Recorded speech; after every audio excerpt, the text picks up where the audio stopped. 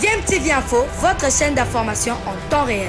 La politique, la santé, le sport, les faits de société, la musique, les rumeurs et bien plus encore. Vous découvrirez cela dans notre chaîne DMTV Info.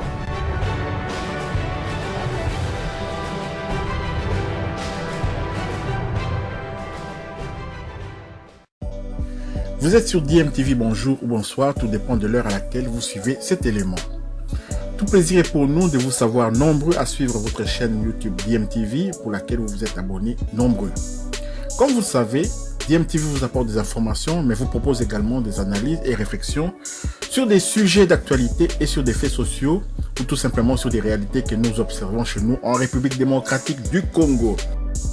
Merci d'être encore présent pour suivre une analyse de plus à propos des léopards parce que comme on vous a dit, ce mois d'octobre sera riche en événements parce que la RDC veut absolument se qualifier pour la Coupe du Monde Qatar 2022 et donc la liste de 25 joueurs publiée par Hector Raoul Cooper, c'est une bonne liste mais il y a quelques Congolais qui s'interrogent quand même sur l'absence de Yohan Wissa, notre attaquant, notre flèche qui joue à Brentford en Angleterre en Première Ligue et qui a été tout feu tout flamme notamment contre Liverpool. Il a égalisé dans les ultimes minutes et alors oui, ça n'est pas dans la liste.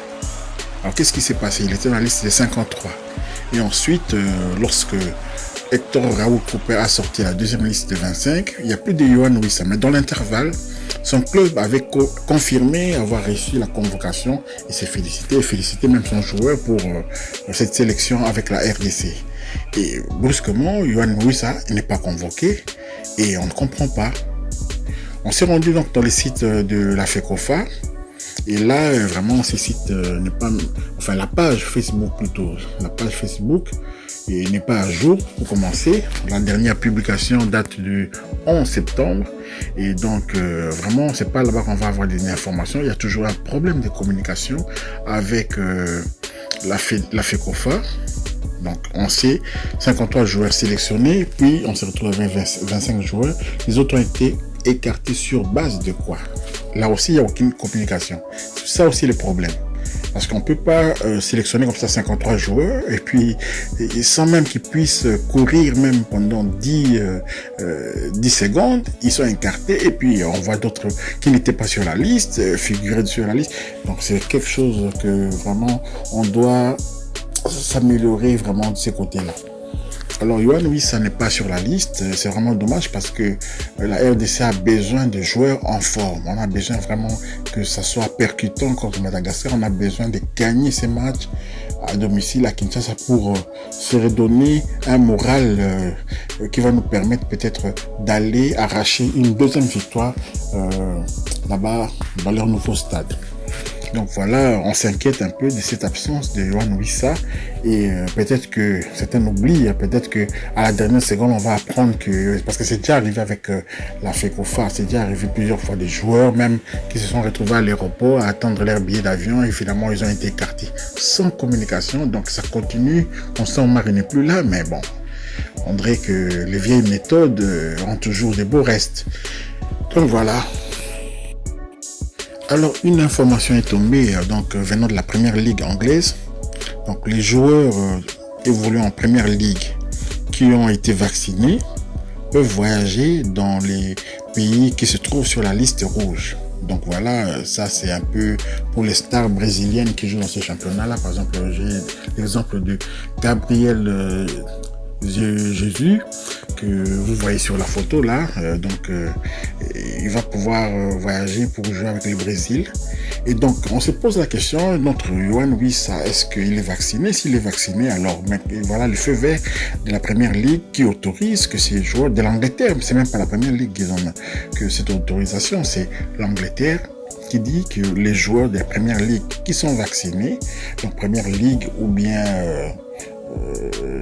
les championships, donc ceux qui jouent en Angleterre peuvent voyager s'ils sont vaccinés Alors notre inquiétude, c'est au niveau de Yohan Wissa et de Nesken Kebano, parce que vraiment, on peut pas vraiment avoir une cohésion entre les joueurs si à chaque fois il y en a un qui vient, l'autre ne vient pas, un qui est éligible pour le match dans la zone rouge, l'autre il va jouer, il va venir, il va nous rejoindre directement à Cotonou. Finalement, on a vu que Nesken Kebano, qui aurait dû peut-être performer plus contre le Bénin, et finalement il était remplaçant. Peut-être parce que le coach, justement, Hector Cooper, n'a pas encore eu ces joueurs-là entre les mains. Donc il va se fier à son équipe, parce qu'il va pas continuer à changer comme ça l'équipe. Il a déjà ses deux attaquants, Boukani et Cédric Bakambu. Et Cédric Bakambu, évidemment, aussi, pour le moment, il ne joue pas. Donc vraiment, c'est un problème d'avoir une équipe homogène, comme ça, une équipe où les joueurs ont le même niveau de performance, le même niveau physique. Et donc, il y a des joueurs qui ne tiennent pas absolument, je vais pas citer les noms, mais il y a des joueurs qui ne tiennent pas même une mi-temps avec chez les Léopards. En jouant contre Madagascar, même s'ils ont des joueurs qui jouent en division inférieure, mais ce sont des joueurs performants, des joueurs qui ont une cohésion, qui remontent même à la CAN en 2019. Donc vous voyez, on peut avoir des stars, mais face à ces stars-là, il y a des joueurs, il y a une osmose entre les joueurs de Madagascar. Donc, et puis Rabesandra Dratana a cette philosophie-là de donner plus de vitesse sur les côtés et tout, les milieux de terrain très contrôlés par Marco. Donc la RDC ne doit pas comme ça commencer à aligner des joueurs qui sont en méforme. Nous voulons ceux qui marquent, qui soient sur le terrain, ou du moins sur le banc, mais qui vont pouvoir entrer même en seconde mi-temps. On ne veut pas voir des joueurs qui sont souvent remplaçants, on prend juste des noms comme ça, qu'on place sur des listes et tout. Et après, on l'héritait de la liste. On ne comprend pas pourquoi il y a eu cette liste 53. On aurait pu s'abstenir de ça. Donc voilà. Voilà, on s'interroge, on n'a pas de réponse pour le moment. Peut-être que ça va venir demain, peut-être que ça va venir 2 jours avant le match. Patientons donc pour voir si Yohan Wissa finalement pourra venir rejoindre les Léopards. Mais à propos du match, justement, le match va se jouer à huis clos. J'en avais déjà parlé dans la précédente analyse, le match à huis clos. Et je m'interroge quand même, qu'est-ce risque la RDC si finalement nous désobéissons, faisons entrer le public au stade? Bon, évidemment, on doit être responsable par rapport à cette pandémie, mais bon, évidemment, si le stade est suffisamment grand, dans un stade de 80 000 personnes, si les gens sont bien répartis comme ça, même avec tous les 2 mètres, si on place les gens même tous les 2 mètres pour s'asseoir, je pense qu'on peut même faire entrer 10 000 personnes dans ces stades. On pourrait facilement le faire, parce que là, on comprend pas, on va jouer à huis clos, et en même temps, le match à Madagascar là-bas, et ça va être dans un stade plein. C'est vraiment pas l'éthique de il n'y a pas une égalité entre les équipes dans ces éliminatoires. Vraiment, c'est comme si on est en train de fabriquer des qualifiés, ou bien on est en train de favoriser un pays plus qu'un autre, selon des affinités des dirigeants avec ceux de la FIFA. On ne sait pas. On ne sait même pas pourquoi la FIFA s'est acharnée sur la RDC, sur certains pays, par rapport à la pelouse, par rapport au stade, je sais pas.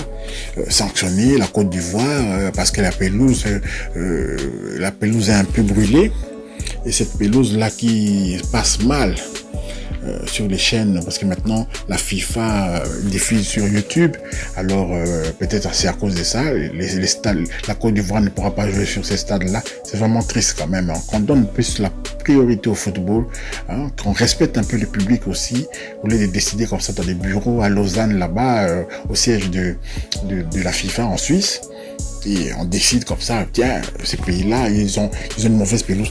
Je vais vous donner un exemple. La Belgique a joué, je l'ai dit tout à l'heure, avait joué au stade de OHL, c'est un club de première division en Belgique, Louvain. Et la pelouse était épouvantable. La Belgique avait joué contre les Pays de Galles sur cette pelouse-là épouvantable, et la Belgique devait rejouer sur le même stade contre la Biélorussie. Et qu'est-ce qui s'est passé? Les joueurs ont dit non, les De Bruyne et tout, les Lukaku ont dit non, on va se blesser sur cette pelouse. Alors on se pose la question, est-ce que la FIFA inspecte que les pelouses africaines ou je sais pas. Est-ce que la FIFA avait homologué ces stades-là de OHL? C'est pas parce que les championnats se jouent dans ces stades-là que pour aux yeux de la FIFA, les stades est valable. Parce qu'on a vu le stade Roi-Baudouin avait eu aussi un avis négatif, toujours de la FIFA. Je sais pas pour l'organisation, pour l'organisation des matchs. Pour l'équipe nationale, il fallait aussi des travaux, tout ça. On disait que le stade déjà est vétuste et tout. Il faut encore améliorer des choses. Donc, est-ce que cette inspection de la FIFA concerne que les pays africains, ne concerne que les stades en Centrafrique ou bien quoi? Vous savez maintenant que ces stades-là, parce que en même temps, c'est souvent contre les équipes maghrébines qui viennent, disent non, on veut pas aller là-bas, les stades est mauvais. Mais lorsque Centrafrique joue contre le Malawi, il n'y a pas ce problème. Alors la RDC, bon, je sais pas si le problème c'est la pelouse, le problème c'est que tout le monde soit assis, mais non, nous sommes des Africains, nous sommes des Bantous, nous avons l'habitude de grimper, même sur des poteaux, on a fait ça même à l'époque du... Je sais que c'est pour la sécurité, c'est pas un exemple à suivre, mais que voulez-vous? C'est pas ça vraiment qui va empêcher que le match puisse se dérouler. On a gagné des compétitions dans ces stades. Et donc voilà, c'est un peu un coup de gueule, mais voilà, ça devait être dit, parce que la FIFA commence un peu à exagérer un peu avec l'excès de confort. Le football doit rester spontané, le football c'est pour le public. Quand la FIFA veut s'investir sur le football de rue, des terrains de quartier et tout, mais dans quelles conditions ces gens-là suivent des matchs d'habitude? Ils sont debout. Le football le beach, le football là qui se joue à la plage, mais ça se joue pas sur quel genre de terrain? Et bien justement, c'est ça peut-être la difficulté, il faut s'adapter. Je sais que avec dans un terrain bosselé et tout, c'est dangereux pour les chevilles et tout, mais on peut se blesser aussi sur une moquette et un terrain vraiment bien travaillé. Donc c'est ça le problème. La FIFA s'acharne un peu trop, veut un peu trop s'immiscer dans les problèmes concernant le football africain, mais n'ose pas le faire dans d'autres pays. Où les stades aussi sont dans de mauvaises...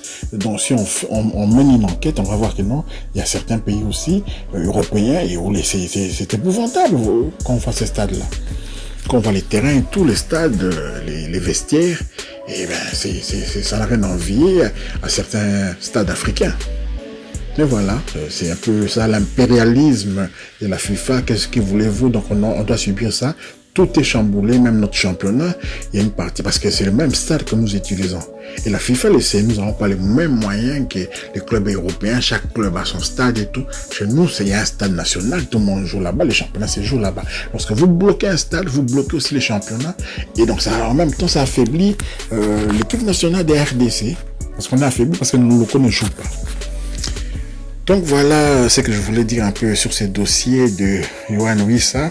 Nous espérons vivement qu'il pourra quand même arriver pour vraiment honorer l'équipe nationale et tenter vraiment de pousser, parce que peut-être que nous manquons de motivation. Il y a des joueurs plus motivés que les autres, hein. Donc il y a des joueurs vraiment qui sont jeunes aussi, qui ont encore toute leur capacité vraiment de pouvoir exploser, surtout que Yohan Wissa c'est un joueur explosif et donc il a marqué contre Liverpool. On a besoin de ces genres de joueurs pour affronter Madagascar, pour faire sauter le verrou malgache. Voilà, avant de conclure, j'aimerais juste ouvrir une petite parenthèse et nous allons y revenir peut-être prochainement dans un débat un peu plus long. Cette affaire de l'argent, des millions, presque 1 million injecté dans les comptes de la FECOFA venant, je sais pas, du gouvernement ou quoi. Et on a vu, ce qui nous a surpris, c'est la FECOFA qui va se plaindre. Tiens, il y a de l'argent sur mon compte. Et voilà, la FECOFA va vers le gouvernement. Se plaindre là-bas qu'il y a de l'argent sur mon compte, je ne suis pas au courant et tout. Cette même FECOFA qui bandissait la menace de l'ingérence du gouvernement dans les affaires du football. Vous voyez un peu de quoi je veux parler. Donc, lorsqu'on veut toucher Constant Mari, on veut toucher un dirigeant, on veut tout de suite la FECOFA, n'importe quelle fédération dans le monde brandi la menace et ingérence et voilà, la FIFA va suspendre les pays. Maintenant, c'est eux-mêmes, la fédération maintenant, qui va vers le gouvernement, les pays. Alors, IGF, parce que l'IGF, ça fait partie quand même du pays, c'est pas dans le football. Alors, si l'IGF peut jeter un œil sur le compte de la FECOFA et dire, voilà, il y a de l'argent là-bas et tout, c'est déjà l'ingérence de l'État dans les affaires du football. Vous voyez? Alors, la FECOFA elle-même a ouvert la porte. Et cette porte-là, l'IGF s'est engouffré pour voir qu'est-ce qui se passe dans le compte. Et la FECOFA se met à se justifier auprès du gouvernement. Et demain, c'est maintenant le gouvernement dit, tiens, à part cet argent-là, on a vu encore de l'argent. Là, est-ce que quelqu'un va dire, non, il faut pas s'ingérer dans les affaires du football, c'est interdit par la FIFA. Donc, c'est une parenthèse, un débat que nous allons peut-être développer dans les prochaines éditions. Et vraiment, merci d'avoir suivi cette petite réflexion sur Yohan Wissa. On s'inquiète de son absence et nous espérons vraiment qu'il sera présent à la dernière minute même pour pouvoir jouer même le deuxième match, même le match retour. On a le temps, c'est le 10 octobre. S'il rate le match Kinshasa parce que le Congo est dans la zone rouge, il pourra jouer à Madagascar. Pourquoi pas? Il pourra jouer à Madagascar. Ce match-là, capital aussi, on a besoin de gagner là-bas parce que si on gagne là-bas, on a 6 points, on est déjà bien positionné et on peut se dire même, si nous gagnons tous les matchs, à partir de ce match contre Madagascar, le match aller à Kinshasa, si on gagne tous les restes, on est premier de notre groupe. On est premier de notre groupe parce que pour le moment, on n'a pas encore perdu. On a fait certes 2 matchs nuls, mais si on gagne tous les matchs qui nous restent, on est premier de notre groupe. C'est ça notre objectif, c'est ça qu'on doit avoir dans la tête. Merci donc d'avoir suivi cette analyse et DMTV vous dit au revoir et à la prochaine.